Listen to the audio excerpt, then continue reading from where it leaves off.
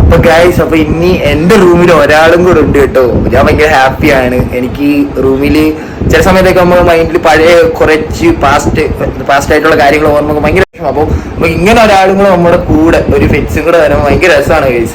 അപ്പം അവരുടെ സ്നേഹം എന്ന് പറഞ്ഞു കഴിഞ്ഞാൽ അൺകണ്ടീഷണൽ ആണ് ഗൈസ്. അത് എനിക്ക് മനസ്സിലായത്, നമുക്കത് മനസ്സിലാക്കാൻ പറ്റും. അത് ഓരോ സിറ്റുവേഷനിലൂടെ നമ്മളത് മനസ്സിലാക്കും. അതൊക്കെ വിട് ഗൈസ്. അപ്പം ഈ ഒരു സംഭവം ഞാൻ നിങ്ങൾക്ക് പൂച്ചക്കുട്ടിയെ കാണിച്ചു തരാൻ വേണ്ടിയാണ് വന്നേട്ടോ ഗൈസ്. ഇത് കണ്ടു ഗൈസ്, അയ്യോ കണ്ണ് പോലും തുറന്നിട്ടില്ല കേട്ടാ. അടുത്തോട്ട് മമ്മി, എന്ത് രസമാണ് നോക്കുക ഗൈസ്. തലയിലായിട്ട് ബ്ലാക്ക് കളർ ഉണ്ട് കേട്ടോ.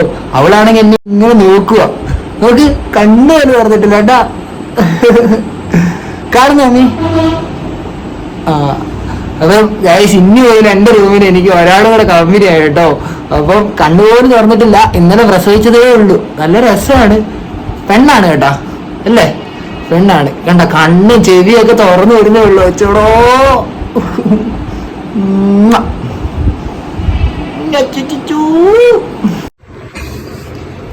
ഇതാരാണ്ടേ?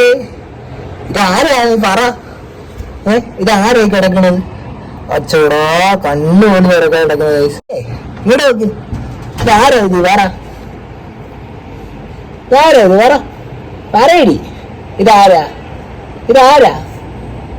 എന്നിട്ട് കണ്ണൂരും തുറന്നിട്ടില്ല കേട്ടോ.